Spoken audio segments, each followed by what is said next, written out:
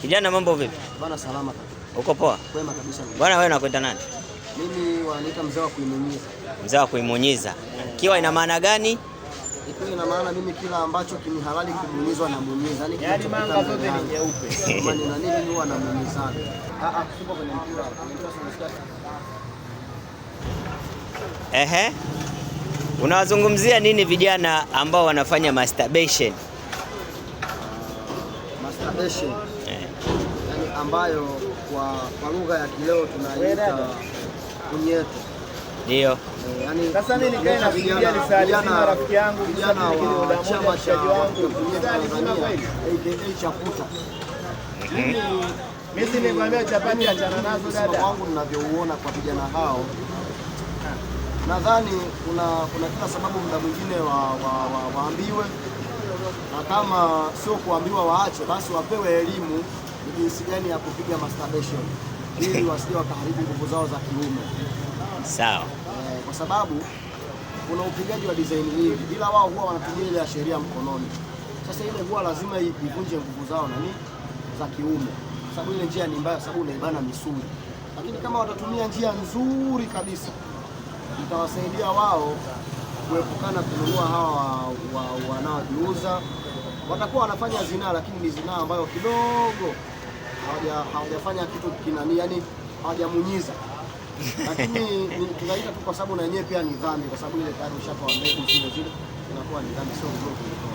Lakini kama watataka watumie njia nzuri ambayo ni bora kabisa, ambayo haitawadhuru, mimi nitawapa. Wewe hapo una umri gani? Hapa nilipo sasa hivi miaka 30.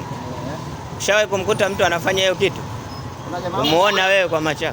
Kuna jamaa wangu mmoja alikuwa anapiga punyeto chooni, akawa anapiga kelele. Alipofika wakati ule wa kufika kilele, akaangukia chooni, tukaenda kumtoa.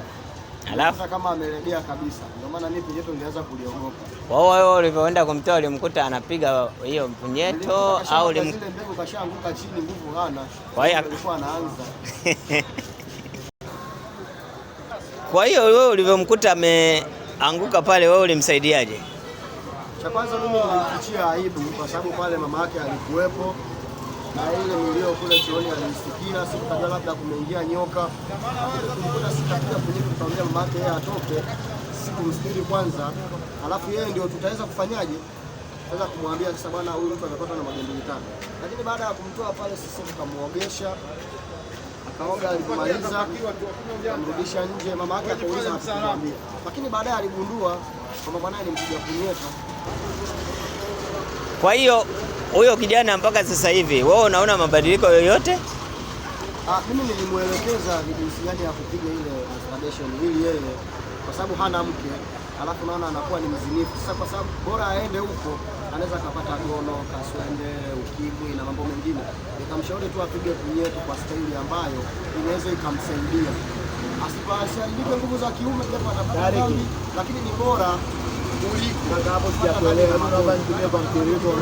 naweza akatumia baadaye. Nilimshauri atumie njia sahihi ambayo kama unahitaji unaweza kukupa tu mwandishi. Kwa hiyo wewe unaona hiyo ni njia sahihi ambayo ulimwelekeza? Ndio nataka nikupe sasa ujue kwamba ni njia gani ndio hata mwandishi utaipenda. Naam, hebu nipe njia ambayo kijana anaweza kupiga punyeto vizuri bila kuathirika nguvu zake za kiume. Anaweza kuchukua sabuni na kuweka ukutani pale chooni au bafuni, kwenye bafu ile ambalo lina tiles. Akaibandika sabuni pale, alafu akachukua hiyo sabuni yake akawa anahusisha pale. Akishamfika kileleni pale hakuna shida, kwa sababu mishipa haijaminya. Kwa sababu ile unapoifanya hivi unazidi kuua nguvu za kiume. Lakini kwa njia hiyo ninaokupa mwandishi, hata yeye kaijaribu, utakuja kufanikiwa. Elimu hiyo ulipata wapi? Mimi ni mtu wa kufuatilia sana punyeto, kwa sababu mimi nilikuwa katibu wa chama cha punyeto Tanzania cha